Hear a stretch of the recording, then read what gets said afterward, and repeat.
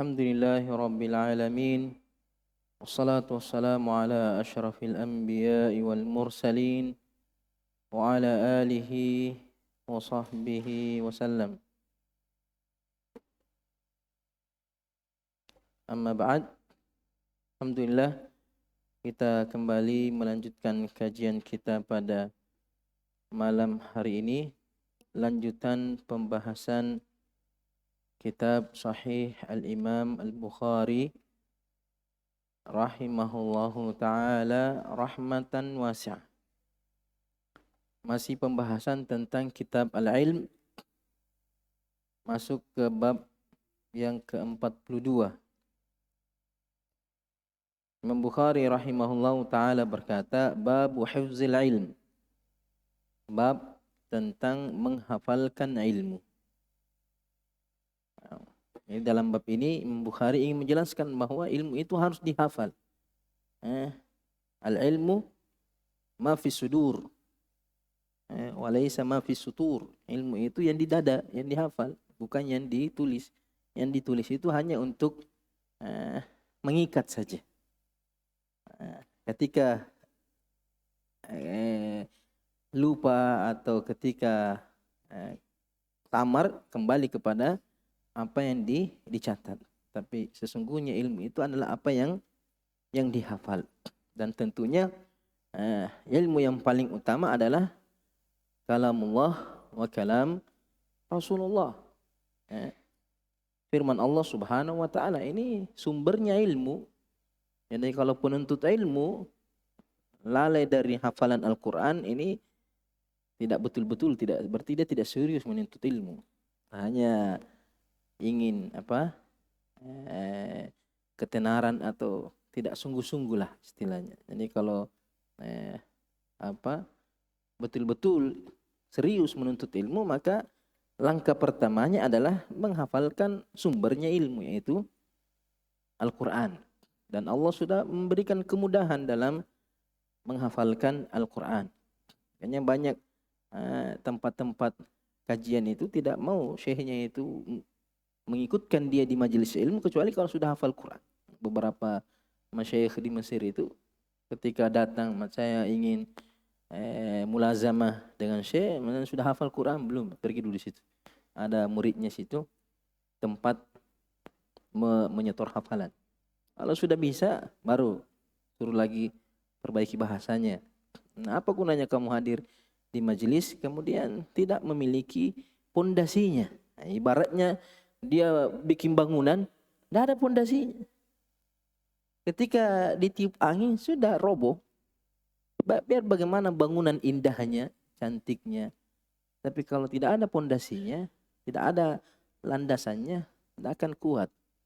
Nah, itu landasan utamanya ilmu adalah Al-Quran dan hadis Nabi Sallallahu Alaihi Wasallam. Al-Quran sudah dimudahkan. Jadi kalau yang mengatakan hafal Quran itu sulit, berarti dia yang bermasalah. Bukan hafal Qurannya sulit, dia yang bermasalah. Karena Allah sendiri, laqad yassarna Al-Quran lidzikr, Allah sudah memudahkan. Kamu mengatakan sulit, siapa yang kita percaya? Allah atau kamu? Kita percaya Allah. Berarti ada yang bermasalah, dia yang bermasalah. Ada sesuatu yang menghalangi dia, ada sesuatu pada dirinya sehingga ilmu yang sudah dimudahkan sulit untuk dia terima. Adapun menghafalkan hadis Nabi ini memang agak sulit, tidak ada jaminan, tidak ada kemudahan. Di antara faktornya, hadis Nabi tidak jelas jumlahnya, saking banyaknya. Sahih Bukhari, Sahih Muslim, apa semua. Beda dengan Al-Quran, jelas. Suratul Fatihah sampai Suratul Nas. Kemudian dibaca setiap hari, bahkan didengarkan ketika sholat, sehingga memudahkan untuk dihafal. Adapun hadis, ini butuh usaha yang lebih, dan tentu metode menghafalnya juga tidak bisa disamakan dengan Al-Quran. Al-Quran harus murajaat, hafal murajaah. Sedangkan hadis, ya cukup kamu pernah hafal, hafal arba'in sudah. Adapun harus mungkin itu kurang, belum tidak terlalu dibutuhkan. Karena hadis ini akan muncul. Yang penting sudah pernah kamu hafal, ingat, ada, tinggal murajaah, rujuk. Oh, ada hadis di Arba'in Nawawi saya pernah lihat. Buka. Ya. Karena meriwayatkan hadis bisa bil makna. Beda dengan Al-Quran. Tidak bisa dengan al-makna. Terkadang kita lupa lafaznya. Ya, kita bisa bahasakan. Yang penting paham makna dari hadis tersebut. Kemudian hadis jumlahnya banyak. Jumlahnya banyak. Ada hadis-hadis yang jarang pernah, mungkin tidak pernah kita dengar. Sehingga sulit kita hafal. Adapun hadis-hadis yang sering kita dengar, innamal a'malu binniyat, setiap ikut kajian pas disebut lagi itu hadis. Ini mudah kita hafal karena sering kita dengar. Ya. Kemudian yang membuat juga sulit menghafal hadis, banyaknya riwayat. Hadis innamal a'malu binniyat, lafaznya banyak. Lafaznya banyak. Riwayat di Sahih Muslim lain modelnya. Dan setiap riwayat perbedaan lafaz itu terkadang memberikan pengaruh dalam hukum. Tambahan lafaz, ziyadatul lafz, itu terkadang mempengaruhi antara yang menyebutkan lafaz itu atau yang tidak menyebut. Sehingga menghafalkan hadis-hadis Nabi itu harus dengan menghafal semua riwayatnya juga. Tidak cukup dengan hafal satu riwayat, satu lafaz, kemudian tinggalkan lafaz yang lain. Tidak bisa. Harus dia kumpulkan semua lafaz, baru dia bisa menjelaskan itu hadis, atau baru dia bisa paham hadis itu secara utuh. Terkadang antara satu lafaz menjelaskan maknanya dengan lafaz yang lain. Di Sahih Muslim kita tidak paham apa maksudnya ini hadis. Setelah kita dapatkan riwayat yang sama dengan lafaz yang berbeda di Sahih Bukhari, baru jelas, ini maksudnya seperti ini.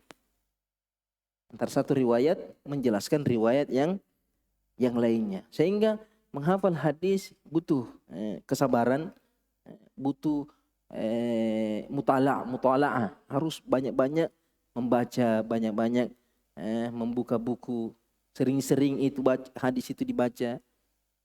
Apalagi kalau sudah menjadi da'i, ketika mau menyampaikan hadis, hafalkan, kemudian sampaikan. Ketika sudah sering disampaikan itu hadis, lama-lama dihafal. Kemudian tahu metode takhrij. Ketika dia ingin hadis tentang suatu masalah, dia tahu buku apa yang harus saya buka. Minimal itu. Hadis seperti ini biasanya ada di buku seperti ini. Itu cara. Tapi kalau Al-Quran jelas. Kemudian sudah dimudahkan sehingga lebih mudah kita hafalkan dibandingkan dengan hadis-hadis Nabi Sallallahu Alaihi Wasallam. Kemudian ada orang-orang di masa sekarang, orang-orang liberal itu mencelah orang yang terlalu tekstual, hafalan. Memang tanya tidak, ilmu itu kalau dia bisa kembangkan, dia bisa logikakan. Kan apa yang bisa kau logikakan kalau kamu tidak ada dasarnya? Sehingga mereka bebas berpikir tanpa ada pengikat. Sehingga terkadang berbicara dalam urusan agama ternyata sudah menyimpang dari ayat, dari hadis. Kenapa? Karena dia tidak hafal itu ayat. Dia anggap tidak ada dalil. Padahal ada dalilnya, cuma dia tidak hafal. Sehingga dengan berani beropini, berpendapat. Padahal jelas-jelas sekali ayat bertentangan. Dan itu banyak seperti itu. Mereka tidak mampu menghafal sehingga merendahkan orang yang menghafal, kemudian mengajak untuk berlogika. Karena mereka cuma bisanya itu, cuma bisanya berlogika. Suruh hafal Al-Quran bahkan mengaji saja mungkin tidak bisa. Suruh hafal hadis tidak bisa. Ketika tidak mampu, dia mengandalkan logikanya. Jadi ini bab menunjukkan pentingnya ilmu itu harus dihafal. Kalau sudah hafal ayat, hafal hadis, hafal beberapa perkataan-perkataan ulama, hafal beberapa hukum-hukum, hafal beberapa masail, sehingga semakin berkembang keilmuannya. Dalam bab ini Imam Bukhari menyebutkan 3 hadis dari Abu Hurairah yang menunjukkan bagaimana kekuatan hafalan Abu Hurairah, semangatnya menghafal hadis, sehingga Abu Hurairah menjadi orang yang terbanyak meriwayatkan hadis karena itu, karena kekuatan hafalannya atau karena semangatnya dalam menghafalkan hadis-hadis Nabi sallallahu alaihi wasallam.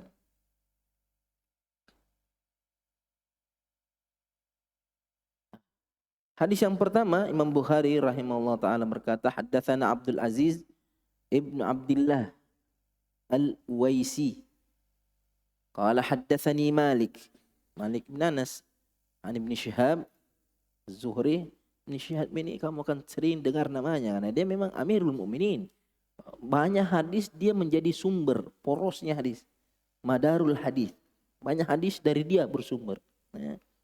Karena Imam Zuhri diakui bagaimana rihlanya dalam menuntut ilmu, semangatnya mengejar ilmu, sehingga hampir setiap bab ada hadisnya, selalu ada hadisnya. Karena semangatnya dalam menghafalkan hadis-hadis Nabi sallallahu alaihi wasallam. Anil A'raj, Abdurrahman ibnu Hurmuz Al-A'raj. An Abi Hurairah, dari Abi Hurairah radhiyallahu taala anhu, beliau berkata, innan nasa yaqulun, orang-orang ini membicarakan, aktsar Abu Hurairah itu banyak sekali hadis. Kenapa banyak sekali hadis yang diriwayatkan itu Abu Hurairah? Padahal Abu Hurairah masuk Islam kapan? Abu Hurairah masuk Islam ketika Fathu Khaybar.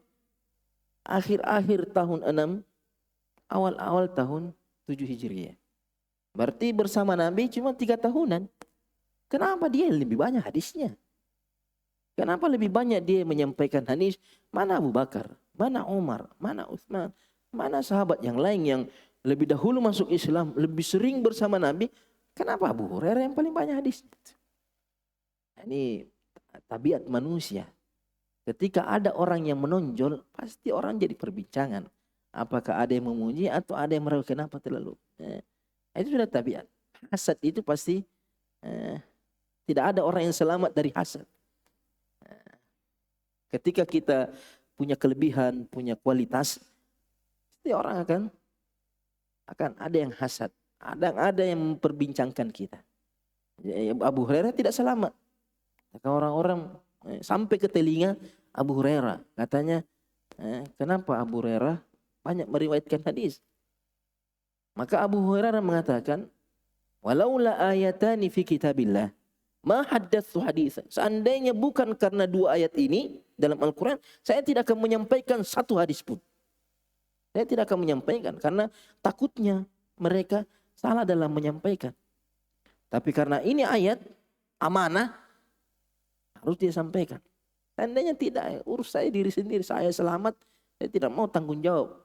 Ketika saya salah menyampaikan atau lupa atau menambah satu huruf, kurang 1 huruf. Yaitu ayat yang dimaksud, tsumma yatlu, kemudian Abu Hurairah membacakan firman Allah Subhanahu wa taala di surah Al-Baqarah 159 sampai 160. Innal ladzina yaktumuna ma anzalna minal bayyinat. Orang-orang yang menyembunyikan apa yang telah kami turunkan dari penjelasan-penjelasan ayat-ayat firman-firman Allah Subhanahu wa taala wal huda, dan petunjuk. Berarti bukan cuma Al-Qur'an saja yang dilarang untuk disembunyikan, tapi hudan, petunjuk, hadis-hadis Nabi sallallahu alaihi wasallam. Ketika kita punya ilmu, min ba'di ma bayyanahu linnas, setelah kami jelaskan kepada manusia fil kitab, dalam Al-Qur'an, ulaika yal'anhumullah wa yal'anhumul la'inun. Mereka itulah orang yang dilaknat oleh Allah dan dilaknat oleh orang-orang atau makhluk-makhluk yang melaknat, seperti para malaikat melaknat orang yang menyembunyikan ilmunya. Para nabi, para rasul, orang-orang soleh akan melaknat dia. Bahkan hewan-hewan akan melaknat dia. Al-la'inun, semua yang bisa melaknat dia.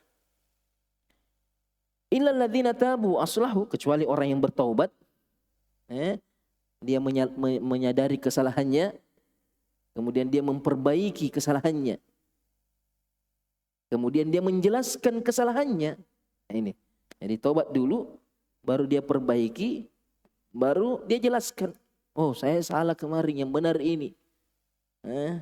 Saya keliru, yang benar ini. Saya sudah tinggalkan yang ucapan saya yang kemarin, sekarang saya harus dia jelaskan. Supaya orang yang mengikutinya tidak terus mengikuti dia. Karena kalau masih ada yang mengikuti dia, maka dia tetap menanggung dosanya. Karena dia mengajak kepada kesesatan, orang ikut dia. Ketika dia taubat, dia harus sesali, kemudian dia perbaiki apa yang dia lakukan, dia jelaskan, datangi tempat-tempat di mana dia pernah sampaikan itu ilmu. Datangi orang-orang yang pernah dia ajar tentang itu. Saya sudah taubat, berhenti Pak. Tinggalkan juga, saya tidak tanggung jawab itu. Saya dulu ajar, kok sekarang berhenti. Harus disampaikan semampunya, supaya tidak berlanjut terus dosanya. Karena dia tidak menjelaskan kepada orang-orang bahwa dia sudah meninggalkan penyimpangan tersebut. Faulaika atubu alaihim wa ana tawwabur rahim. Mereka itulah yang saya terima taubatnya dan saya at-tawwab. Tawwab selalu menerima taubat, tidak pernah berhenti menerima taubat hamba-hambanya. Sekalipun berulang kali dia berdosa, melakukan, diulang, taubat, terus Allah tidak akan berhenti. Tidak ada hentinya sampai kita berhenti. Innallaha la yamal hatta tamal. Allah tidak akan bosan menerima taubat kita sampai kita bosan. Sampai kita putus asa. Nah, itulah tanda kebinasaan kita ketika kita sudah putus asa dari taubat kepada Allah Subhanahu wa ta'ala. Itulah setan yang selalu bisikkan. Taubat kemarin taubat gising. Besok kerja lagi, jangan ke taubat. Tunggu nanti sekalian kas kupul semua baru satu kali taubat selesai. Nah itu setan itu. Makanya tidak, kalau sudah sadar taubat, besok mau kerja lagi ya, perbaiki lagi. Begitu terus hatta sampai kita mendapatkan taubat nasuha. Tidak akan kembali melakukan dosa tersebut. Ini alasan Imam Abu Hurairah tidak menyembunyikan hadis, menyampaikan apa yang bisa dia sampaikan. Karena dua ini, takut termasuk orang yang menyembunyikan petunjuk dari Allah Subhanahu wa ta'ala. Kemudian alasan kenapa yang lain, sahabat yang lain tidak sebanyak apa yang dia sampaikan, mengatakan inna ikhwanana minal muhajirin kana yashghaluhumus as-safqu bil aswaq. Sedangkan saudara-saudara kami, saudara-saudaraku, sahabat Nabi dari kalangan muhajirin, mereka disibukkan dengan perdagangan di pasar. Orang-orang Mekah keahliannya berdagang. Ketika hijrah ke Madinah, mereka tidak punya sawah, tanah, kebun. Ini mereka berbisnis di pasar. Wa inna ikhwanana minal ansar kana yashghaluhumul amalu fi amwalihim. Sedangkan Ansar, saudara-saudaraku yang Ansar, disibukkan dengan tanah mereka, kebun mereka. Wa inna Abu Hurairah, sedangkan Abu Hurairah kana yalzamu Rasulullah sallallahu alaihi wasallam bi shib'i batnih. Sedangkan Abu Hurairah terus bersama Nabi sebatas perutnya. Jadi kalau lapar baru pergi cari makan. Kalau masih kenyang tidak pernah meninggalkan Nabi sallallahu alaihi wasallam. Selama di luar rumah selalu ikut. Di masjid, di luar masjid ikut. Nanti pulang ke rumahnya baru tidak ikut, kecuali kalau dipanggil masuk. Di peperangan ikut, di mana saja dia ikut. Di mana saja dia ikut. Nanti buang hajat, masalah perut itu maksudnya, masalah perut. Artinya kalau pergi buang hajat, nah, sudah itu kembali lagi, cari makan, cari lagi. Bahkan terkadang makannya ya, kalau datang dari Nabi sumbangan makanan sedekah baru makan, tidak ada ya puasa. Sehingga dia selalu bersama Nabi. Sehingga banyak yang dia riwayatkan dari Nabi SAW. Yahduru ma la yahdurun. Abu Hurairah hadir di saat mereka tidak hadir. Di saat Ansar lagi di kebun, Abu Hurairah sama Nabi.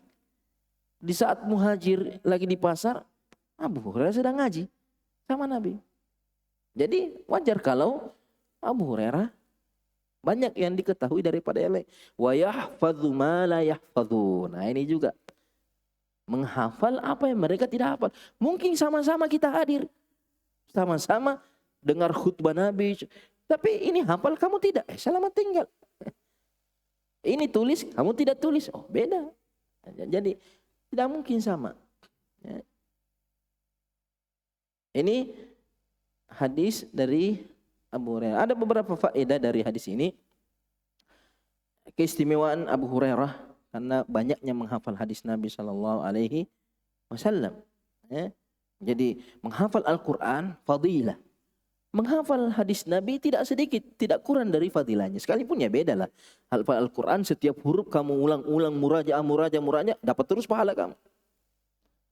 Setiap hurufnya. Sedangkan hadis ya, satu kali baca hadis, satu pahalanya.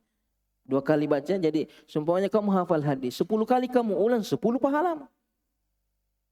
20 kali kamu ulang hadis yang sama, pahalamu naik. Hadis Nabi pahalanya 1 kali baca. Sedangkan Al-Quran per huruf.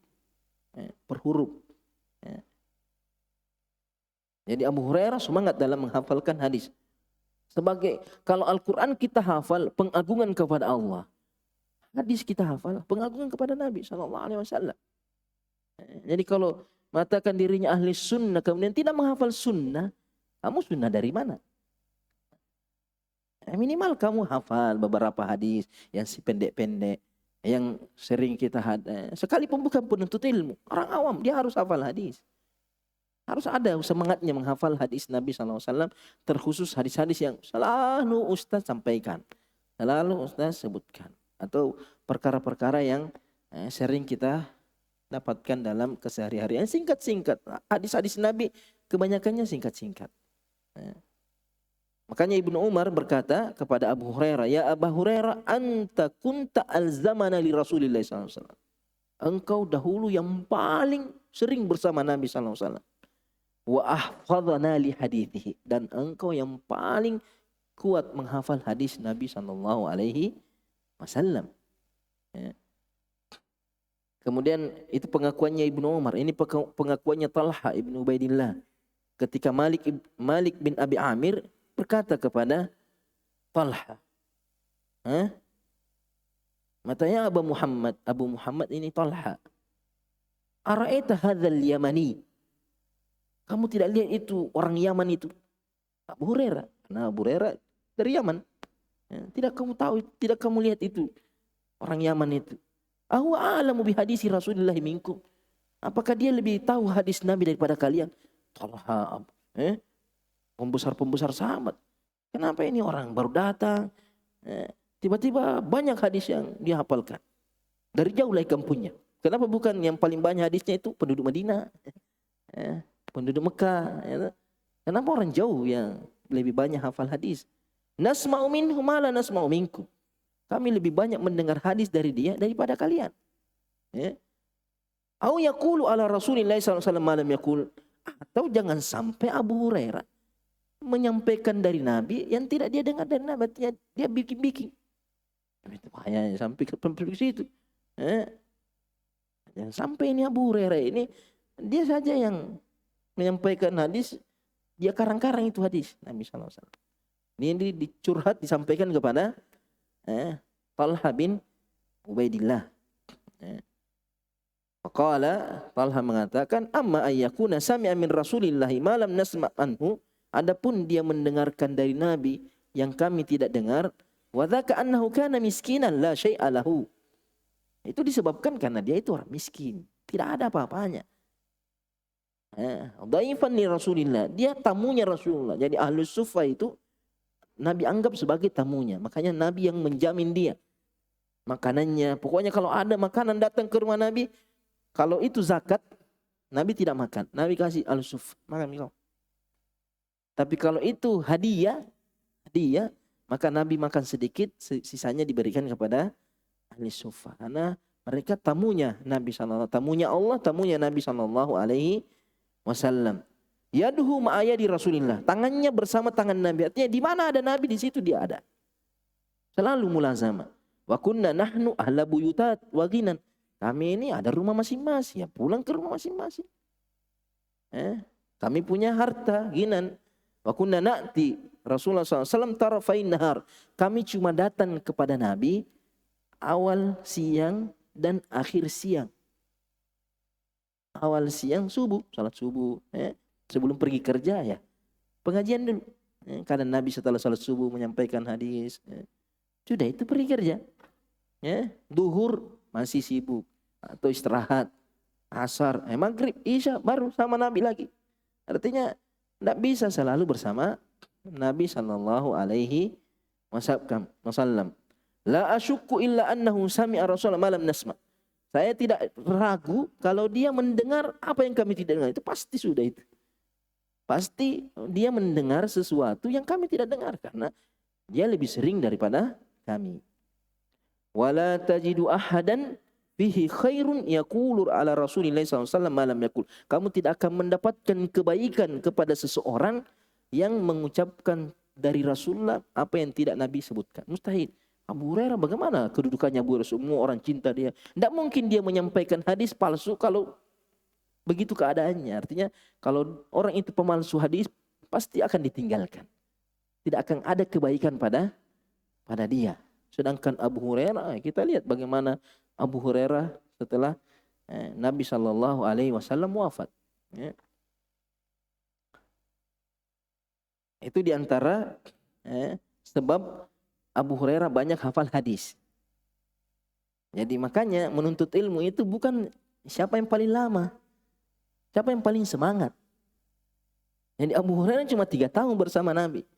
Sedangkan Abu Bakar Siddiq, apa semua sahabat-sahabat yang lain lebih lama, tapi Abu Hurairah lebih banyak hafalan hadisnya. Cuma seperti Abu Bakar Siddiq setelah Nabi wafat dia sibuk dengan khilafah. Ini pokok setelah Nabi wafat dia sibuk dengan memerangi orang murtad sehingga para tabi'in tidak berani pergi bertanya, pergi menuntut ilmu sama Abu Bakar Siddiq. Bagaimana caranya khalifah mau ditanya? Tidak. Sibuk. Tidak ada waktu untuk menyampaikan hadis. Begitu juga dengan Umar bin Khattab. Sedangkan Abu Hurairah setelah Nabi wafat tinggal di masjid. Datang semua orang datang. Punya waktu luang. Ada kesibukannya. Jadi di masa hidup Nabi dia sibuk menerima. Setelah Nabi wafat dia sibuk menyampaikan. Selesai. Mau kau apa? Sedangkan sahabat di masa Nabi sebagiannya di masa Nabi sibuk dengan kehidupannya.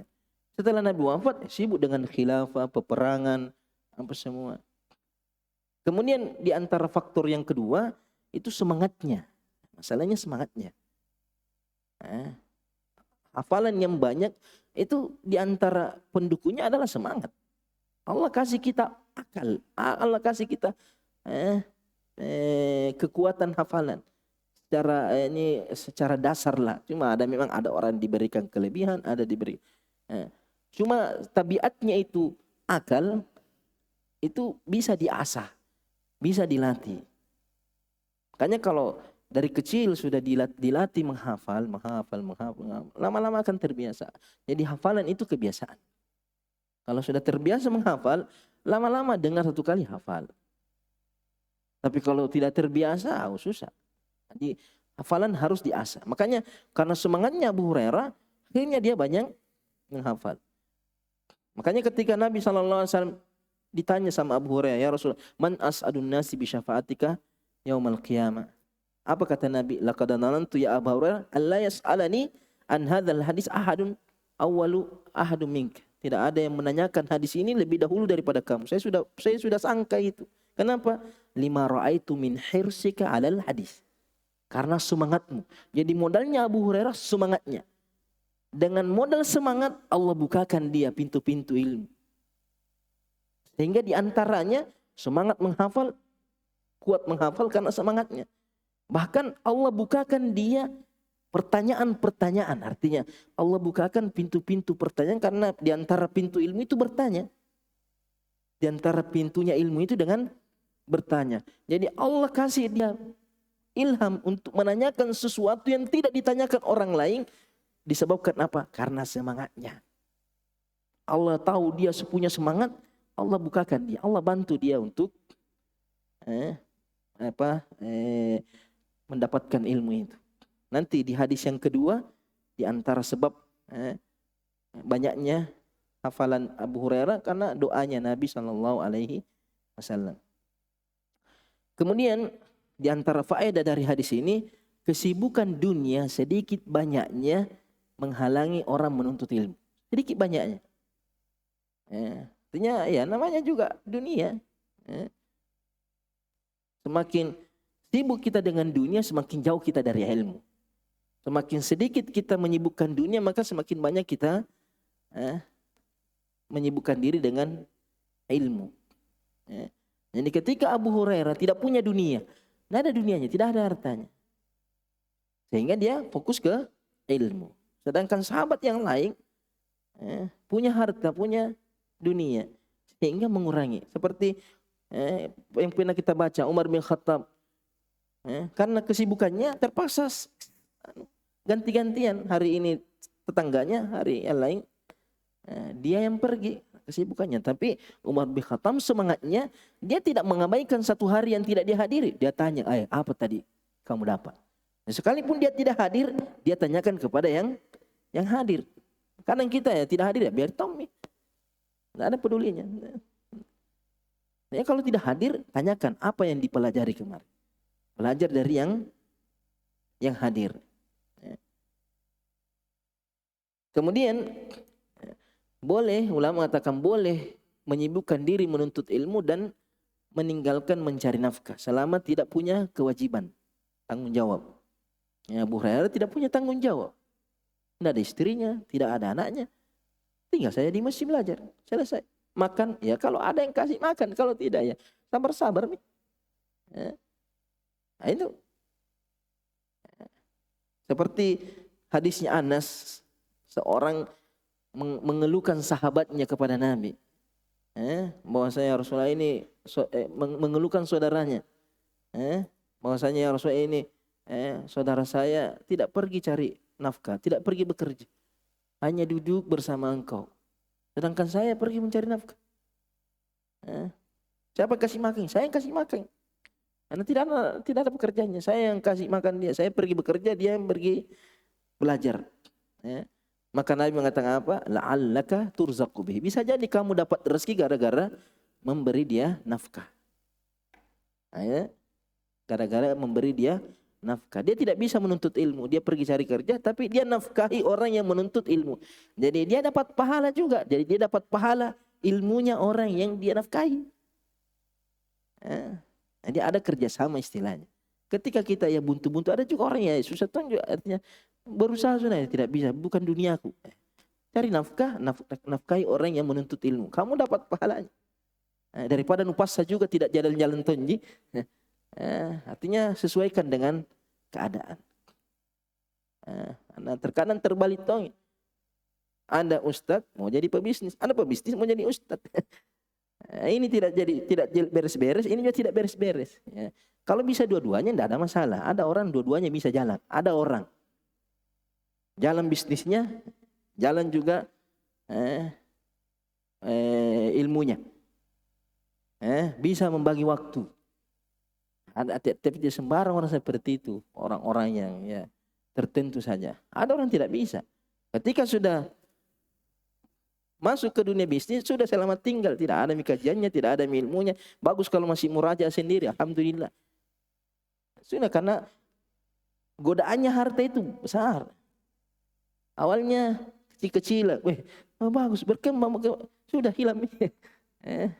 Awalnya satu judul hilangkan, lama-lama tidak ada yang pernah. Artinya orang lebih butuh ilmu atau butuh harta? Umat Islam tidak kekurangan harta, tapi kekurangan ilmu. Jadi ketika kita diberikan kemudahan dalam menuntut ilmu, fokus di situ saja. Jangan takut rezeki Allah, pasti ada yang kasih rezeki. Tapi kalau memang tidak bisa ya, mau dia apa? Lihat kecenderungan kita. Karena semuanya sama-sama bermanfaat. Jadi yang saudaranya ini mencari nafkah, tidak bermajelis. Tapi dia nafkahi saudaranya yang bermajelis. Yang bermajelis tidak perlu cari nafkah. Jadi sehingga tertutupi. Artinya masing-masing dibutuhkan dalam dibutuhkan oleh Islam atau umat Islam. Kemudian hadis ini juga menunjukkan keutamaan mencari nafkah. Kenapa? Karena Nabi tidak menegur sahabat yang Ansar mencari nafkah. Nabi tidak mengatakan, kenapa sibuk? Pergi semua pengajian. Jangan ada yang pergi ke sawah. Jangan ada yang pergi ke kebun. Tidak. Nabi tidak larang sahabatnya pergi mencari nafkah. Menunjukkan bahwa boleh. Bahwasanya boleh menyibukkan, tapi jangan sampai total. Tidak, sama sekali tidak pernah hadir di majelis ini. Makanya sahabat mengatakan kami cuma bisa hadir di awal siang dan di akhir siang. Artinya sekalipun sibuk dengan dunia tapi tidak lupa akhiratnya. Tidak lupa agamanya. Ada minimal, jadi sahabat ini 2 kali sehari dia bersama Nabi. Awal siang dengan akhir siang. Cuma bedanya Abu Hurairah full time bersama Nabi. Sedangkan ini yang ada kesibukannya, ya cari waktu yang cocok. Ya itulah. Minimal sekali sehari. Maghrib Isya. So, banyaknya kajian. Mau terserah kau pilih. Mau kau bikin sendiri, datang. Ada. Mau kau sudah duhur, mau kau di kantormu, kau di rumahmu. Apa alasanmu sekarang tidak menuntut ilmu? Tidak ada alasan untuk tidak bermajelis ilmu sekarang. Tidak bisa setiap hari, sekali sepekan. Tidak bisa 1 kali 1 bulan. Sekali untuk 1 kali 1 bulan tidak ada majelis ilmu yang dia hadiri. Nah, ini bertanda bahwa dia sudah disibukkan dengan dunia. Sudah lalai dari agamanya. Kemudian hadis yang kedua juga dari Abu Hurairah. Imam Bukhari rahimahullah ta'ala berkata, haddatsana Ahmad ibnu Abi Bakr Abu Mus'ab. Qala haddatsana Muhammad ibn Ibrahim ibn Dinar an ibn Abi Dhib Muhammad ibn Abdurrahman ibn al-Mughirah ibn al-Harith ibn Abi Dhib. Berarti apanya itu? Nenek buyutnya. Ibn Abi Dhib itu nenek buyutnya. Namanya Muhammad ibn Abdurrahman ibn al-Mughirah ibn al-Harith ibn Abi Dhib. Berarti ibn Abi Dhib yang kelima. Berarti kakeknya. Menunjukkan boleh menisbatkan diri kepada nenek moyangnya. Seperti Nabi mengatakan, ana nabiyyu la kadzib, ana ibnu Abdul Muttalib. Ana nabiyyu la kadzib, ana ibnu Abdul Muttalib. Menisbatkan diri kepada kakeknya. Nabi Muhammad ibn Abdullah ibn Abdul Muttalib mengatakan ana ibn Abdul Muttalib. Seperti di sini juga ibn Abi Adzib. Ini Abi Dzib ini kakeknya yang keempat. An Sa'id al-Maqburi an Abi Hurairah qala qultu ya Rasulullah inni asma'u minka haditsan katsiran ansa. Coba menunjukkan bahwa Abu Hurairah awalnya susah menghafal, tapi karena semangat dimudahkan. Jadi jangan pikir Abu Hurairah datang langsung lancar encer otaknya, enggak. Kesulitan. Ya Rasulullah, saya mendengar hadis dari engkau tapi saya selalu lupa. Dengar lupa, baca tidak. Tapi dia tidak putus asa, dia harus cari solusinya. Masalah itu harus dicarikan solusinya. Saya tidak bisa menghafal. Sudah cari solusinya. Apa kira-kira yang bisa supaya bisa. Jadi kalau ketika tidak bisa, cari cara supaya bisa. Jadi orang sukses itu selalu cari solusi dalam masalahnya. Ada masalah, carikan solusi. Tapi kalau pecundang itu selalu cari alasan. Tidak bisa. Jadi halangan itu jadi alasannya itu selalu. Ada halangan, kenapa? Ada nukmin. Kenapa? Ada nukmin. Ada saja alasannya. Sehingga jauh dari kebaikan. Tapi kalau orang sukses ada masalah, carikan solusi. Jadi masalah itu jadi batu loncatannya. Semakin besar masalah, semakin semangat dia meloncati itu. Sehingga semakin besar kekuatan yang harus dia hadapi. Tapi kalau orang kutu tak butuh sedikit, mundur. Ke sini tak butuh tongkot, sini tidak jalan-jalan situ begitu-begitu. Kenapa? Karena tidak ada semangatnya, tidak ada usahanya. Selalu pasrah dengan halangan. Ini halangan sebenarnya untuk menguji kita.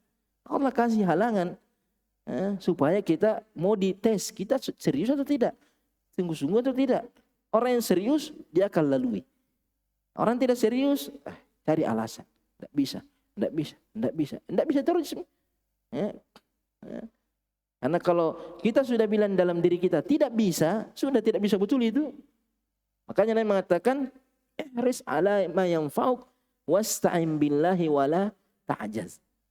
Ihris ala ma yanfa'uk. Yang penting kalau ada yang bagus, semangat. Ketika ada halangan, ista'in billah wala ta'jaz. Ista'in billah. Tidak ada yang tidak bisa diberikan oleh Allah. Yang penting betul. Intasdukillah yasduk. Kalau kamu jujur minta pertolongan Allah, pasti Allah kasih pertolongan. Wala ta'jaz. Tapi itu jangan sama sekali merasa tidak bisa. Merasa tidak bisa, susah, toa ramang. Bawa banyak alasan. Pekerjaan. Tidak bisa, itu tidak bisa betul, itu kalau begitu modelnya. Tapi kalau ada masalah, carikan pokoknya bagaimana caranya supaya bisa. Pasti bisa. Seperti Abu Hurairah. Matanya Rasulullah, saya hafal, lupa. Dengar lupa. Tapi Abu Hurairah tidak pasrah. Datang kepada Nabi, curhat, cari solusinya, tanyakan. Apa kira-kira masalahnya? Apa yang harus saya lakukan? Maka Nabi mengatakan, ubsut rida'at. Rida, pakaian atas. Izar, pakaian bawah. Orang Arab cuma sarung sama rida. Yang di selendangnya itu, yang menutupi badannya. Ubsut, hamparkan. Fabasattuhu, hamparkan. Fagarrafa biyadihi. Nabi seolah-olah ambil gini, kemudian dia letakkan di kainnya Abu Hurairah. Seolah-olah mengambil sesuatu. Garrafa biyadihi, kemudian diletakkan. Qala udmun, qala dummahu. Setelah dihamparkan, dekap. Fadamamtuhu, fama nasitu syai'an ba'dah. Setelah itu saya tidak lupa, semua yang saya dengar langsung saya ingat. Tidak pernah lupa apa yang coba bayangkan, dari tukang lupa jadi tidak pernah lupa. Karena apa? Karena semangatnya. Berusaha cari solusinya. Karena dia serius, Allah serius. Dia jujur, Allah jujur. Qala haddatsana Ibrahim al-Munzir qala haddatsana Muhammad ibn Ismail ibn Abi Fudaik bihadza au gharafa biyadihi fi. Gharafa artinya mengambil, tidak terlihat, seolah-olah Nabi mengambil sesuatu diletakkan kepada di kainnya Abu Hurairah. Di antara faedah dari hadis ini, pertama mukjizatnya Nabi sallallahu alaihi wasallam. Ini mukjizat doanya Nabi sallallahu alaihi wasallam. Tapi jangan kau juga bikin begitu, bilang. Begitu juga apa kau? Hayal kau namanya, atau bilang copy paste dulu ilmu. Sudah hafal semua. Tidak ada. Ini mukjizat Nabi sallallahu alaihi wasallam. Kata Nabi, al-ilmu bit-ta'allum. Al-ilmu bit-ta'allum. Harus belajar. Tidak ada bilang pegang-pegang kepala yang sudah mau hafal semua, tahu semua ya. Itu pindah kesesatannya. Mentransfer kesesatannya. Jadi sudahnya itu berani berbicara. Sudah kasih ke ilmunya Syekh. Berarti piti kanak-kanak yang sudahnya itu. Tidak ada seperti itu. Innamal ilmu bit-ta'allum. Cuma di sini Nabi mendoakan. Jadi yang kita butuhkan doanya guru. Doanya. Doanya sang guru. Makanya dianjurkan guru itu mendoakan kebaikan kepada muridnya. Dan murid bisa pergi minta doa kepada gurunya. Seperti Nabi SAW ketika Nabi bertanya kepada Ubay bin Ka'ab, ya Abul Munzir, atadri ayyu ayatin min kitabillahi maka azam? Kamu tahu ayat apa dalam Al-Quran yang paling tinggi, paling mulia, paling agung? Ubay mengatakan Allah wa Rasul alam. Karena biasanya sahabat kalau ditanya Allah wa Rasul alam. Tapi Nabi mendesak akhirnya dia mengatakan Allahu la ilaha illa huwal hayyul qayyum. Ayatul Kursi. Maka Nabi SAW mengatakan, wallahi liyahnikal ilma Abul Munzir. Demi Allah, semoga Allah memudahkan ilmu untukmu wahai Abul Munzir. Makanya kalau ada ustadz suruh kamu berdiri menjawab apa, jawab. Salah. Kalau benar dapat doa, didoakan. Barakallahu fi. Jangan kau bilang kira-kira doa itu barakallahu fi. Wah, apa itu? Semua orang tidak. Bisa jadi saya mengatakan barakallah dikabulkan, di sini tidak. Jangan pernah menyepelekan kalimat barakallah. Kalau Allah sudah berkahi ilmumu, apa mau kau cari? Sudah. Allah berkahi ilmumu. Apa lagi? Ya, cuma ya namanya juga doa. Kadang dikabulkan. Kita tidak tahu kapan doa itu dikabulkan. Kita tidak tahu. Bisa jadi sementara kamu duduk berdoa dikabulkan. Makanya diantara keutamaannya majelis ilmi, ketika kita hadir dalam majelis ilmi, kita terkadang ya Allah, mudah-mudahan saya juga dapat ilmu seperti itu. Saya tidak ada yang tahu. Tidak ada yang tahu. Kamu duduk depannya Syekh, dalam hatimu Allah lihat, ingin sekali kamu seperti dia. Ingin sekali dimudahkan. Kuatnya hafalan Al-Qurannya, kuatnya hafalan hadisnya. Mudah-mudahan. Kalau betul-betul niatmu bagus, Allah kasih. Jujur sekali kamu berdoa langsung. Kita tidak tahu. Kita terus berdoa. Tidak tahu mana yang dikabulkan. Jangan putus asa dalam berdoa. Keutamanya manusia minimal itu. Atau mudah-mudahan ada anakku seperti itu. Ada cucuku bisa jadi ulama. Minimal itu kita dapatkan dalam majelis ilmu. Sudah untung besar maka itu. Mungkin tidak dapat ilmunya, tapi dapat kabulkan doa. Bayangkan malaikat hadir di majelis seperti ini. Majelis berberkah, majelis dikabulkan doa. Bisa jadi itu yang menyebabkan keberkahan ilmu yang kita dapatkan. Azan dulu baru kita lanjut.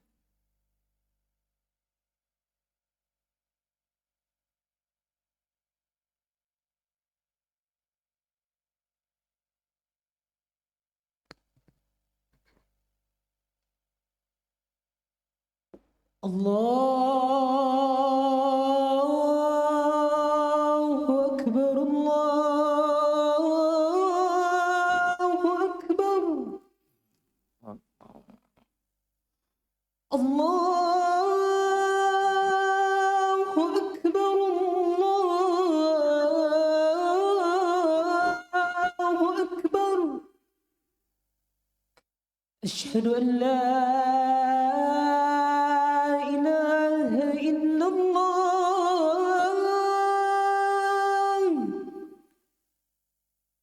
أشهد أن لا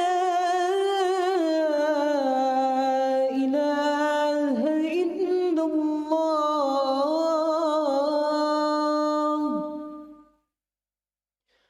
أشهد أن محمد رسول الله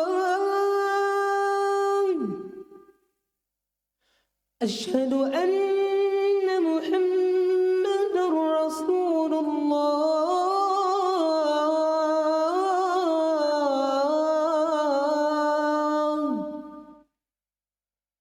حي على الصلاة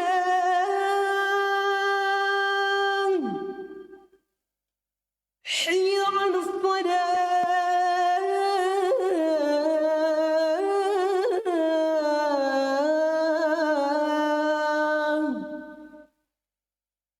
حي على الفلاح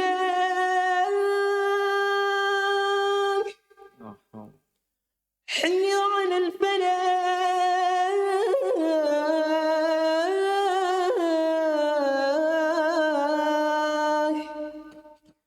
الله أكبر الله أكبر لا إله إلا الله.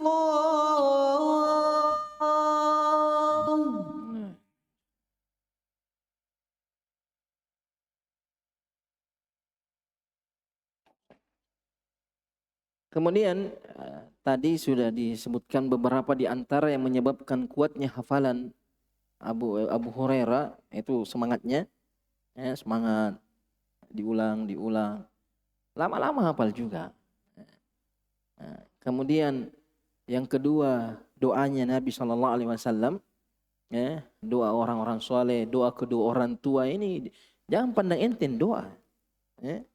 Jangan pandang enteng doa. Doa orang tua itu penting itu dalam masalah ilmu. Kemudian yang ketiga diantaranya juga itu dengan meninggalkan maksiat. Nah, ini termasuk perkara yang banyak merusak hafalan. Makanya Allah Subhanahu wa taala di suratul Maidah ayat 13, "Fabima naqdihim mitsaqahum la'annahum wa ja'alna qulubahum qasiyah yuharrifuna al-kalima am mawadhihi wa nasu hadzan mimma dzukiru bih." Nasu. Melupakan ilmu yang pernah diajarkan, yang pernah dia pelajari, yang pernah diperingatkan oleh para nabi dan rasulnya. Kenapa? Karena menyalahi perjanjian. Dilaknat oleh Allah Subhanahu wa taala. Hatinya menjadi keras, mengganti firman-firman Allah Subhanahu wa taala, merubah-rubah ayat-ayat firman Allah, akhirnya dilupakan ilmunya. Allah cabut ilmunya dari dia. Minimal itu dicabut keberkahannya ilmunya. Jangankan dia yang melakukan maksiat. Melihat maksiat saja malah mengurangi. Bisa mengangkat ilmu seperti Nabi ketika ingin menyampaikan malam Lailatul Qadar, melihat dua sahabat berselisih. Diangkat ilmunya Nabi gara-gara bukan Nabi yang berselisih, tapi melihat perselisihan bisa. Makanya orang yang sibuk dengan perselisihan, masuk ke internet, itu tidak bisa dia menjadi penuntut ilmu seperti itu. Dia mengawali ilmunya dengan perdebatan, perselisihan, perpecahan. Tidak bisa. Bukan waktunya, bukan masanya. Belajar terus, nanti kamu akan tahu, oh ini yang benar. Ini yang benar perkataannya. Nah kalau dari awal itu yang dibahas, itu yang dilihat, kamu tidak tahu mana yang benar. Apa dasarmu mengetahui oh ini ucapannya ini yang benar? Hanya karena ini sebut ayat, belum tentu ayat itu, tidak semua yang menyebutkan ayat berarti benar cara penyampaiannya. Jangan sampai ayatnya lain, dia pahami lain. Jadi tidak semua. Karena terkadang ada orang diberikan kuwatul bayan. Artinya inna minal bayani la sihra, kata Rasulullah. Terkadang penjelasan yang retorika yang bagus itu bisa menyihir. Yang hak bisa jadi batil. Yang batil bisa jadi hak. Karena kehebatan beretorikanya. Sehingga kamu miskin. Tidak hafal Quran, tidak hafal hadis, tidak ada kitab tamat. Itu nak bahas, itu nak perisas, itu sedikit. Wah, ada lagi isu baru. Itu sudah apa komentar, begitu komentar di situ. Apa? Sudah itu apa? Tidak ada. Tidak tahu. Besok ada lagi lebih hebat retorikanya. Ikut kau lagi di situ. Ada lagi lebih. Tidak terombang ambing. Tidak ada pondasinya, tidak ada pegangannya. Dan dia tidak akan bisa selesai. Dan itu banyak di masa saya. Waktu di Mesir begitu. Tahun 2000 saya pergi. Awal saya di Mesir itu sudah mulai. Pengajian pertama yang saya hadiri itu pengajian salaf. Sebelum saya masuk kuliah sudah hadir pengajian salaf. Dan isu-isu yang ada di Indonesia sudah ada. Perselisihan yang terjadi di Indonesia itu sudah sampai ke Mesir juga. Kawan-kawan saya yang dari Jogja, yang dari Jawa itu semua sampai ada lagi isu. Sudah ada internet. Setiap hari masuk internet. Tidak perlu saya minta apa gunanya. Tidak tahu juga siapa orangnya. Tidak tahu juga mana yang benar. Kita baru belajar. Masa itu yang mau dibahas. Itu sibuk. Setiap hari masuk internet. Dan berjam-jam di situ. Sekarang tidak ada. Dan selesai kuliahnya. Dan selesai. Tidak ada. Pindah dari syekh ini. Syekh ini ditahzir. Pindah lagi ke sini. Ditahzir itu. Tidak ada selesainya. Tidak. Karena tidak ada. Karena tidak ada dasarnya. Tidak ada pondasinya. Sibuk dengan fitnah seperti itu tidak ada. Jadi tidak mendapatkan keberkahannya, fokus belajar.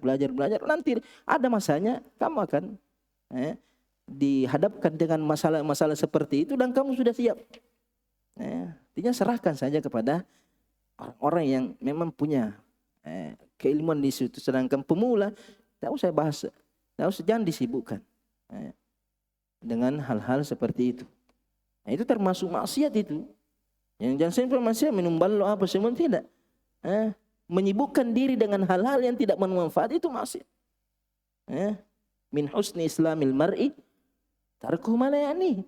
Ini perkara tidak ada urusannya. Ini dan terkadang masalah-masalah juz'iyah. Nah, kamu belum Tidak, kamu tidak dibutuhkan pendapatmu di situ.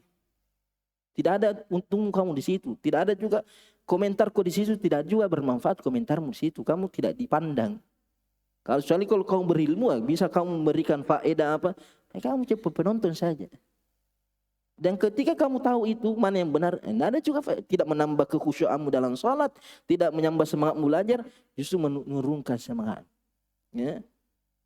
Menurunkan semangat.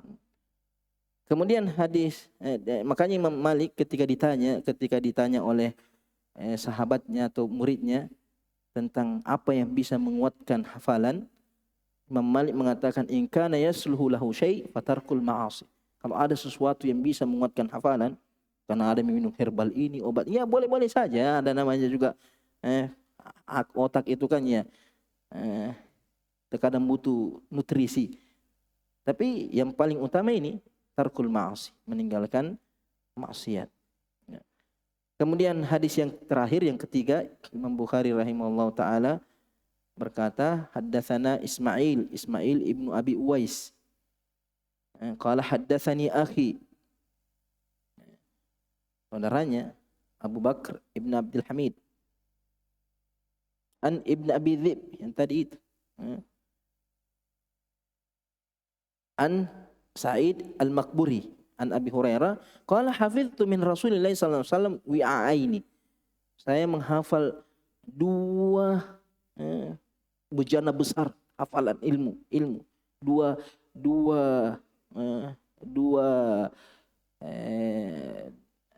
tempat ilmu, ya, sumber ilmu atau cabang ilmu. Fa amma ahaduhuma fabathastuhu. Tempat ilmu yang kedua, yang pertama ini salah satunya saya sudah sebarkan, saya sudah sampaikan semua. Wa ammal akhar, sedangkan ilmu yang satunya lagi, law basastuhu kuti hadzal bulqum. Seandainya saya sampaikan ini ilmu, sudah dipenggal leherku. Makanya Abu Hurairah tidak sampaikan. Tidak semua yang dia dengar dari Nabi dia sampaikan. Pilih-pilih juga. Nah kalau saya sampaikan mati saya. Ini ulama menjelaskan apa yang dimaksud Abu Hurairah ini, dua bejana ilmu ini, apa maksudnya? Ulama mengatakan bejana yang pertama itu yang disampaikan itulah hukum-hukum syar'i, halal, haram, ini. Disampaikan semua berkaitan dengan agama. Sedangkan yang kedua ini berkaitan dengan fitnah akhir zaman. Nabi terkadang menyebutkan nama-nama orang-orang munafik, nama-nama penguasa-penguasa zalim di masa yang akan datang. Jadi kalau dia sebut, sudah dipenggal leher. Ya. Kalau dia sebutkan bahwa ini penguasa zalim, Nabi pernah cerita bahwa dia orang zalim, sudah langsung dipenggal lehernya. Nama-nama orang munafik itu sahabat tahu, tapi terkadang ada hal-hal yang mereka tidak sampaikan karena tidak ada manfaatnya dengan agama, hanya masalah dunia, masalah fitnah. Ini sama termasuk tadi ini. Jadi masalah fitnah, perdebatan, perselisihan, tidak ada yang tidak menambah wawasan keilmuan kita, tidak menambah kekhusyuan kita kepada Allah, tinggalkan. Kemudian di antara faedah hadis ini, tidak semua ilmu yang kita dengar bisa kita sampaikan. Artinya harus pilih-pilih juga, apalagi kalau belum tasabbut. Kata Nabi, kafa bil mar'i kadziban ayyuhadditsa bikulli ma sami'. Cukuplah seseorang itu berdusta kalau semua yang didengar dia sampaikan. Artinya tidak semua yang kita dengar, apapun yang kita dengar. Apalagi kalau belum jelas, yang kita dengar itu belum jelas, jangan disampaikan. Karena bisa jadi yang kita dengar itu dusta, kita sampaikan dusta juga. Ya, apalagi ini masa sekarang itu, share. Dia tidak tahu apa itu yang dia share. Itu yang dia share anu benar atau salah. Kalaupun anu benar, apa manfaatnya kalau saya share? Ya, tidak semua yang benar disampaikan. Ada dilihat manfaatnya, bisa jadi mafsadahnya. Ada manfaatnya. Manfaatnya untuk si A belum tentu manfaat untuk si B. Bermanfaat di satu tempat, tidak bermanfaat di tempat yang lain. Ini pentingnya. Hanya harus tasabbut dulu. Tasabbut, ta'anni, pelan-pelan, kaji. Baru ketika lihat ada masalah, sampaikan.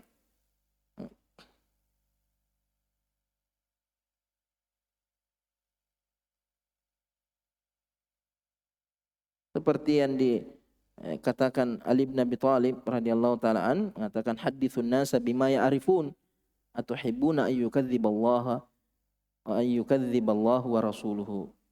Sampaikan kepada manusia apa yang mereka bisa pahami. Artinya cara tangkap manusia itu beda-beda. Jangan samakan dirimu. Karena anu gampang ya, tapi belum tentu gampang diterima oleh orang. Nah, jelas, belum tentu jelas sama orang lain. Jadi jangan ukur orang lain dengan dirimu. Ada terkadang kita halal haram mudah sekali kita terima, tapi ada orang mungkin berat. Ya. Makanya perlu hati-hati, perlu pelan-pelan. Tahu fikihnya, tahu tahapannya. Jangan sampai yang kita sampaikan kebenaran mereka dustai, mereka menolak. Bahkan terkadang mata kau berdusta, bahkan mendustakan Nabi, mendustakan Allah, karena kita tidak pandai melihat keadaan dan kondisi. Karena kita menyampaikan untuk kemaslahatan. Ketika kita sampaikan hanya menimbulkan kemudaratan, kita mau maslahat atau mudarat?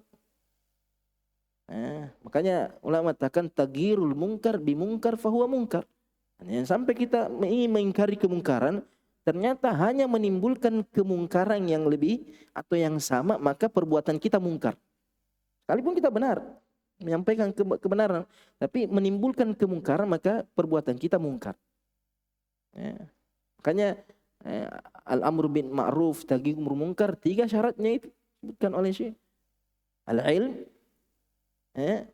kemudian ar-rifq was-sabr. Berilmu, tahu apa yang mau disampaikan, tahu bagaimana cara menyampaikannya, tahu keadaan siapa yang mau disampaikan, itu ilmu mencakup semuanya, basirah. Kemudian dengan cara rifq, lemah lembut, sesuaikan keadaan. Kemudian sabar, ya pasti ada tantangan, ada rintangan, ada celaan, ada harus bersabar. Hanya ketika Nabi SAW menyampaikan kepada Mu'adz, mengatakan haqqullah 'alal ibad ayya'buduhu wa la yusyriku bihi syai' wa haqqul ibadi 'ala Allah alla yu'adziba man ya'buduhu wa la yusyriku bihi syai'. Karena afala ubasyirun nas. Anu jelas ini. Siapa yang mentauhidkan Allah masuk surga, yang tidak akan masuk neraka. Mu'adz mengatakan, bisakah saya sampaikan kepada manusia, pada para sahabat? Aku kata, ya, jangan sampaikan. Anu bagus. Anu jelas atau tidak jelas? Anu jelas. Kalau kita beribadah tidak menyekutukan Allah, tidak akan diazab. Jelas sekali. Tapi Nabi jangan sampaikan. Kenapa? Khawatir mereka salah paham. Kalau begitu, ya tidak usah mikir sembahyang, tidak usah mikir sholat. Yang penting bagus tauhidnya, tidak perlu sholat, tidak perlu. Bagus tauhidnya, tapi suka berbohong, suka berkhianat. Bagus akidahnya, tapi buruk akhlaknya. Yang penting bagus akhlak akidahnya. Tapi akhlakmu buruk, berarti kamu salah paham di sini. Kalau akidahmu bagus, pasti bagus akhlakmu. Salah paham. Jadi jelas ucapannya Nabi jelas, tapi Nabi jangan sampai. Padahal yang mau disampaikan sahabat di masa Nabi, akalnya, apalagi di masa sekarang. Jadi kalau Nabi tidak menyampaikan semua kepada setiap sahabat, bagaimana dengan sekarang? Tahap pemikirannya orang beda-beda. Akalnya beda-beda. Sama seperti ketika Nabi menyampaikan kepada Abu Hurairah, katakannya Abu Hurairah, sampaikan kepada semua yang kamu temui di balik kebun ini, bahwasanya mereka akan masuk surga. Yang mengucapkan la ilaha illallah, maka masuk surga. Akhirnya Abu Hurairah pergi sambil bawa sendalnya Nabi sebagai bukti bahwa ini ucapan Nabi. Ketemu dengan Abu Umar bin Khattab, mau kemana? Saya mau sampaikan hadis Nabi. Siapa yang mengucapkan la ilaha illallah dijamin masuk surga. Langsung dibalok-baloki sama Umar. Dan jangan pulang. Sampai menangis itu Abu Hurairah. Dipukul sama Umar bin Khattab. Akhirnya datang kepada Nabi, ya Rasulullah ini. Makanya Abu Hurairah, Umar mengatakan kepada Nabi, fala taf'al fa inni akhsha ayyattakilan nasu 'alaiha fa khallihim ya'malun. Jadi mengatakan, saya khawatir ketika mendengarkan hadis ini mereka tidak beramal. Yang penting la ilaha illallah, sudah dijamin masuk surga. Sekalipun pergi ke kuburan, pergi pohon-pohon, mengatakan la ilaha illallah. Nabi mengatakan man qala la ilaha illallah dakhala al-jannah. Pencuri, pemabuk, tidak perlu apa-apa, yang penting la ilaha illallah. Salah paham. salah dalam memahami hadis-hadis Nabi Shallallahu Alaihi Wasallam. Menunjukkan bahwasanya pentingnya kita paham dalam bagaimana menyampaikan. Lihat masalah dan mafsadanya. Nah, insya Allah nanti kita lanjut pertemuan berikutnya bab al-insatu lil ulama. Ini termasuk adab, termasuk juga sebab-sebab keberkahan ilmu, sebab-sebab hafalan. Ini al-insatu lil ulama. Subhanakallahumma bihamdik asyhadu an la ilaha illa anta astaghfiruka wa atubu ilaik. Assalamualaikum warahmatullahi wabarakatuh.